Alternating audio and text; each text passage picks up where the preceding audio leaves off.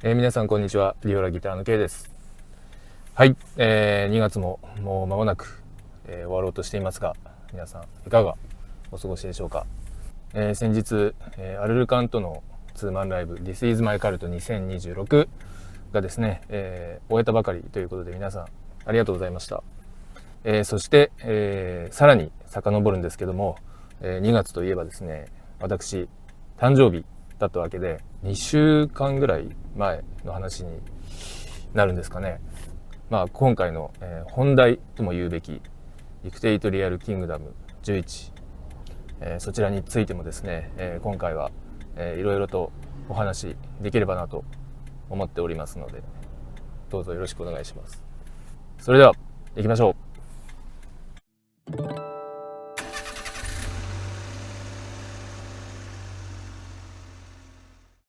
はい、そんな感じでですね、2月ももう末も末で、間もなく終わろうとしているんですけども、冒頭にもありましたようにね、自分の生誕祭がありつつ、そして、アルルカンとのツーマン This is my cult 2026があった2月だったんですけども、前回の This is my cult が2024とかなのでね、約2年満を持して、こうして開催できたわけなんですけども、今回も、非常に皆さん楽しんでいただけたようで、それと同時にね、自分たちもなんかすごくこう今回は楽しんでできた This is my cult だったなと。初日がね、セッションをやったり、皆さんからのリクエストの曲だったりね、非常にこうお祭りのようなね、一日だったんですけども、なんだかんだこうセッションとかってね、普段そう頻繁にはやらないじゃないですか。だから今回、ね、それもすごく楽しみだったっていうのもあったし、やるからにはね、やっぱり大人のセッションをやりたいなと思ってたので、なので動機とかもね、しっかり作り込んで、はい本気でやりましたけども、選曲に関してはそのアキくんがやりたいっていうことで3曲選んでくれたんですけど、いわゆるだからその自分のルーツだったり、そういったものがすごくこう出ている選曲だったんじゃないかなと思うんですけど、でもその、自分としてもね、ルーツはルーツだったし、なんだったらその MC でも話したように「茨の涙」って俺がね高校生ぐらいの時かなに実はね一度コピーしてるんですよ。ヴァンパイア自体はその実際コピーしたことはなかったんですけど、ガイアのバンドスコアとかね、ジハードとか持ってたんですけど、なんだかんだ自分にもねすごくこう精通する楽曲たちだったので、なんかほんとこう楽しんでやれたというかね。でその茨の涙のエピソードをね軽く話したと思うんですけど、当時そのラルクがすごい好きな友達がいて、その友達がこの茨の涙っていう曲を教えてくれて、この曲ねギターがめっちゃ難しいんだよねみたいな話をしてて、このギター弾けたらマジすごいよみたいな感じで、なんなら君にできるかなぐらいの勢いで言ってきたので、なんかそこでねやっぱこう燃えるじゃないですか、そういうのって。絶対やってやろうと思って、そうひたすらねコピーしてたんですけど、でそのね何日後かに俺キャンプに行く用事があったんですよ。そうで、その時もギターを持って行って、もうそのキャンプ場でねひたすら茨の涙のイントロをねずーっと弾いてる。当時はねそんななんか今みたいにその携帯に音楽を入れてとか、むしろ携帯自体もないしそうだから音楽をね気軽にこう持ち運べる環境もなかったので、もう自分の大体こんぐらいだろっていうその感覚でひたすらこうギターでコピーするしかなかったんですけど、で俺が思ってた以上にね実は遅かったんですよ。だから俺そのほんと 1.5 倍ぐらいのスピードの感じでずっとやって、めっちゃ難しいと思ってやってたんですけど無駄にね1.5 倍速の速度で体育会系なコピーの仕方をねしたという思い出があるんですよ、この曲は。ちょっとごめんなさいね、今日はねなんかカメラの立て付けが悪いんですよ。ちょいちょい画角変わってたらすいません。そして、2日目はね今の、2026のディオーラとアルルカンとしてなんかもう全力でぶつかり合えたかなっていう、アルルカンのライブとかもねモニターから見てて、その当時2024年にやってた曲とかもあったわけじゃないですか、セットリストに。だからねそれを聞くとすごいあの時を思い出すというか、一番最初の2024の This is my cult ツアー回ったじゃないですか。そうあの時のね記憶がこう蘇ってきてね、なんかすごいこう懐かしいというか、これがエモいってやつなのかっていうそんな気持ちになりましたけど、今回はね2024年以来ということで、2年の時を経てこうしてまた一緒にねやることができたんですけど、その時の、ディオーラとアルルカンでまたね交わることができればいいなとも思うしね、なんかすごいこうバンドとしてね素敵な関係だなっていうふうには思うので、またね一緒にできる日を楽しみにしております。そしてね冒頭でもちらっと話しましたけど、2月がもう終わるということで、2月中にはねこの動画をなんとか撮りたいなと思っていたわけなんですけど、そうです、2月7日皆さんのおかげでね本当ありがとうございました。今年の、ライブは、今年のというか、今年もなんですけど、特に今年のねライブは本当に忘れられないライブになったというか、前回の自分の誕生日が奇跡の夜にという曲を出したと思うんですけど、俺今年こそねまさに奇跡の夜だったなっていう、そんな誕生日ライブだったんですよ。これをまず俺はねすごく言いたいというか伝えたいことが1個あって、雪降ったじゃないですか当日。ライブにねいろんな演出を考えて今年もねやりましたけど、もうあれが何よりの演出だったんですよ本当に。交通の便とかねいろいろ皆さんもね不便なことはあったと思うんですけど、こんなに雪に感謝をしたことはねなかった。本当に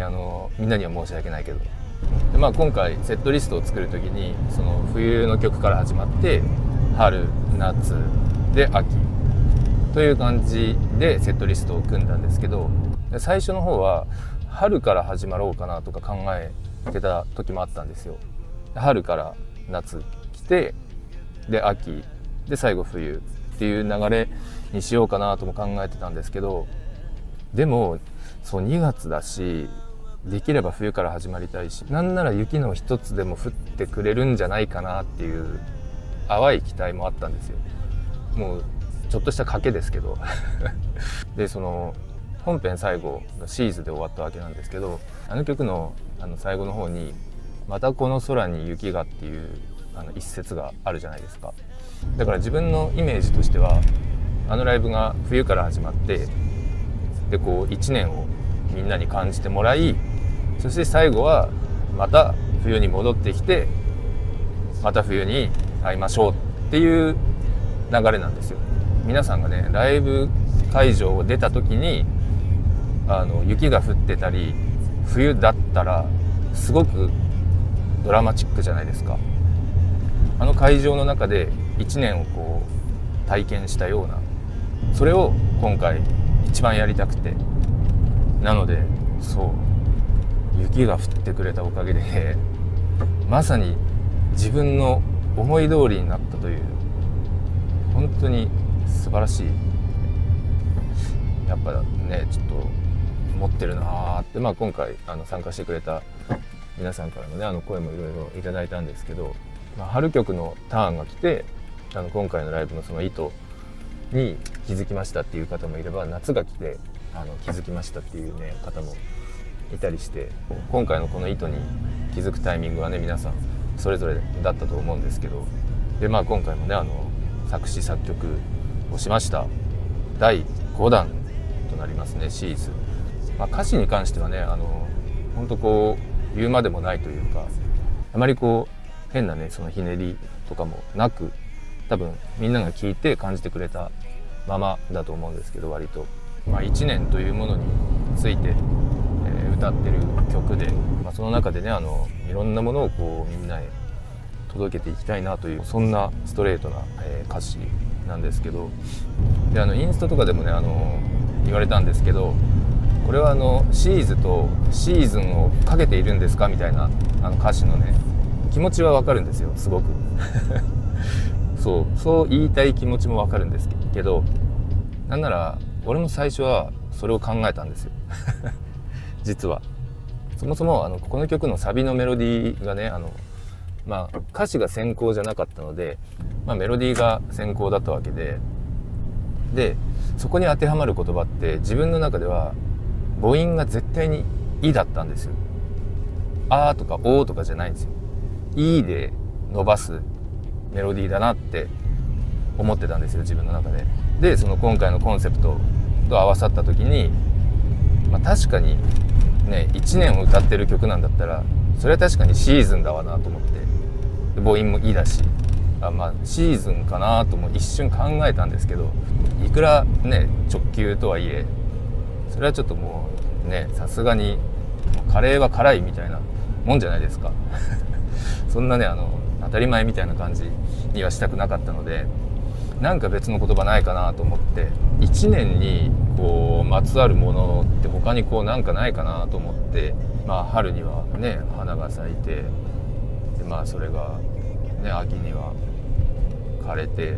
で冬が来て、でまた春になって、それがこう花を咲かせてっていう風にいろいろ考えてたら、花をこう咲かせるものって種じゃないですか。その種がこう飛んでいくような絵っていうのもすごくこの曲に合ってるなと思って、種って英語で調べてみたんですよそうごめんなさいね英語ちょっと弱いんで、調べたらシードって出たんですよ。でそのシードの複数形にシーズっていうものがあって、で母音が「い」じゃないですか。これだと思って降ってきたんですよ、種が降ってきたんですよ。っていうのでサビのね一文はシーズになったという経緯があるんですよ。でタイトルもね今回は特に悩まずに、もうこの曲にはシーズというねタイトルしかないだろうってことで、だから割とね今回っていろいろ奇跡的にいろんなことが重なってというか、すごい良いバースデーライブだったし、なんか制作に関してもそうだしね、自分としても大満足の、誕生日になりました。で毎年ねそう思うんですけど、やっぱり誕生日ねこうして無事成功するわけじゃないですか。もう今年は本当にやりきったと、果たしてこれを来年超えられるのかとだからね分かんないですよ、みんなとしてはそこにね注視してるわけじゃないのかもしれないですけど、自分としてはやっぱり作るからには今年以上の何かを作りたいっていう、なんかそういうね意地みたいなのがあるんですよ。だって今年は天気まで味方したわけじゃないですか。もう今年は超えられないんじゃないかなっていうふうにね一瞬思ったりもしたんですけど、でもねそれは別として、みんなが本当ハッピーな一日だったら本当にそれでいいんです。保険かけてるわけじゃないですからね来年への保険をかけてるわけではないんですけど。動画の途中ですが、皆さんにご報告があります。なんとここから先の動画の音声が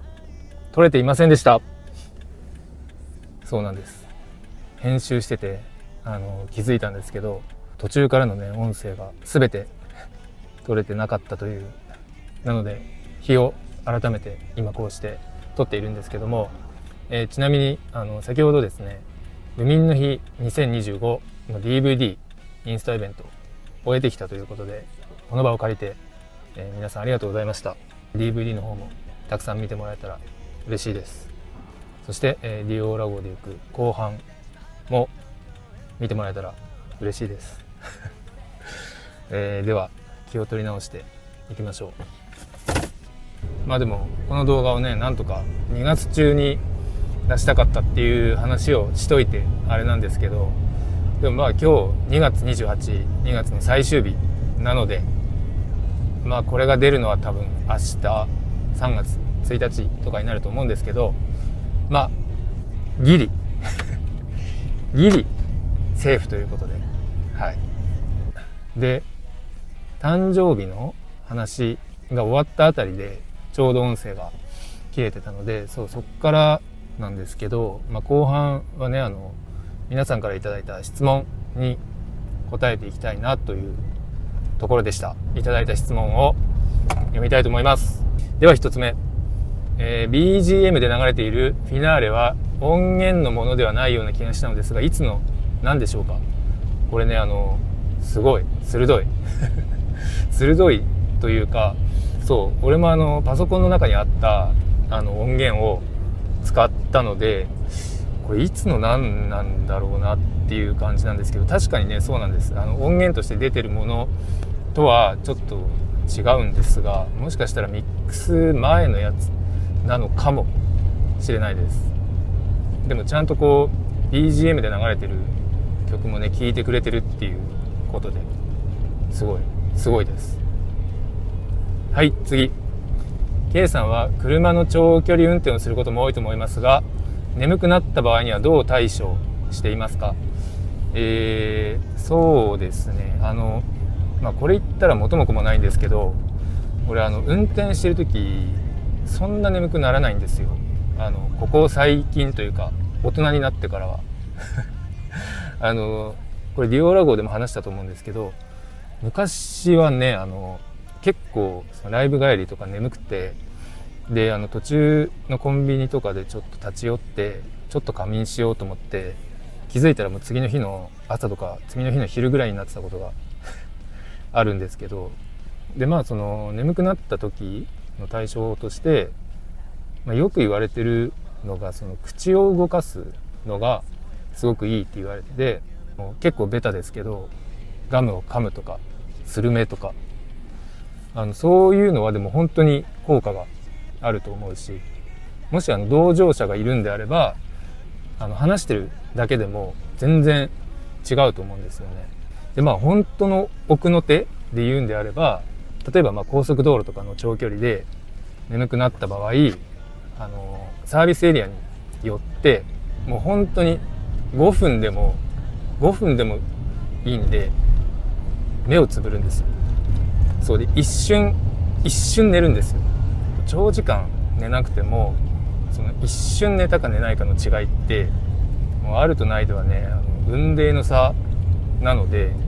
もうそういう時は無理せず目をつぶるが本当に大事。てかね、そもそもその無理して眠い中運転してるのが一番ね危険なので、もうそういう時はもう臆せず車を止めて寝る、安全運転で。はい、次。K さんが子供の頃にやっていた習い事はありますか？英語苦手なんでとか言っておきながら、昔ね小さい頃英会話教室に通ってました1年ぐらいかな、 1,2 年ぐらい通ってました。交換留学まではいかないですけど、自分がその外国人のこっちに住んでる外国人の家にホームステイして、でその子が今度うちに来るっていうのもやったことあるんですよ。でそこの英語教室でそういうのやってて、でその向こうの、家に行って、朝ごはんとかねすごかったですよ。朝ごはんにポテトチップスが出てくるんですよ。あとサンドイッチと、そういうね本当異文化交流みたいなのとかもして、もうちょっと頑張っておけばよかったかなってあとそう習ったわけじゃないんですけど、本当1回ぐらい連れて行かれたのが、その演劇みたいなやつの本当子役、その舞台の子役みたいなのを1回連れてかれて、でその本当にその1行歩かないかぐらいのセリフが恥ずかしくて言えなかったんですよ。あれってちょっと演技しなきゃいけないじゃないですか。なんていう言葉だったか忘れたんですけど、もうその一文がずーっと言えなくて、もう何度もじゃあもう一回頑張ってみようみたいなのを繰り返して、結局最後の最後まで言えず、もう行かないっつってもうやだっつってやめましたね。あと何ですかね、まあそろばんはねみんなやるじゃないですか。そろばんはやってましたね。次、カラオケに行った時常に歌う曲がありますか？この曲を歌わないと帰れないという曲はありますか？常に歌う曲はあるんですよ。でそれがその帰れないっていうより、この曲を歌わないと始まらないっていう曲が米米クラブのロマン飛行なんですよ。自分のその声鳴らしのために歌がちょうどいいんですよ。そのキーもそうだしメロディーとかもそうなんですけど、すごく歌いやすいので、あれをまず歌ってその日の自分のその声の調子っていうのを確かめるんですよ。でこれでいけるなと思ったらちょっとこうねいけるし、ちょっと今日調子悪いなって思ったらあんま責めないし言うほどカラオケって行かないですよ本当に。それこそあとさっきのセッションの話じゃないですけど、ジャンヌ・ダルクは歌います。多分ね、なんならギターでコピーした回数よりも歌った回数の方が多いんじゃないかなっていうぐらい。はい、次。K さんの生誕祭で誕生日プレゼントに何をもらったのか気になります。言える範囲で問題ないので教えてほしいです。多分あれですかね、メンバーからのやつなのかな。マスターからは爪のケアセット、爪切りとか爪をこう磨くヤスリみたいなやつとか、多分ギタリストなのでね、爪が命と言っても過言ではないのでね、爪のケアセットで翔也から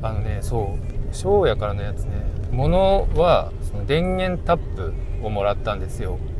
で俺それをというか、同じやつではないんですけど、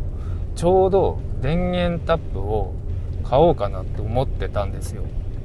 そしたらまさにすごいいいタイミングで電源タップをくれたんですよね。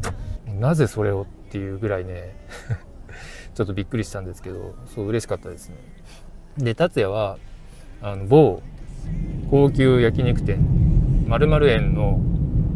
お食事券をもらいました。なかなか普段ねこう自分から行かないので、なんかこれを機にね行けるっていうのはいいなと思いましてね。そうです、〇〇園のお食事券をもらいました。その流れで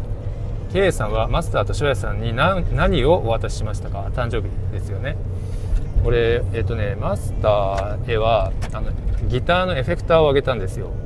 でそれがただのエフェクターじゃなくてヤクルトスワローズのエフェクターをあげました。エフェクターにヤクルトスワローズのこう柄がついてて、でちゃんとヤクルトスワローズって書いたやつ、それ公式のやつなんですよ。なんかどっかのパチモンとかじゃなくて、ちゃんと公式というか公認のやつで、結構前にね見つけてたんですけど、でこれ絶対誕生日にあげたいなと思ってたんですけど、物が結構なくて、だからね去年の誕生日の時になんとかゲットして、それをあげました。で翔也のプレゼントはベースもね肩こりすると思うので、ベース重いじゃないですか。だからほんとこんなちっちゃいハンディのマッサージ機、いろいろ肩とか腰とかどこにでも使えるやつをあげました。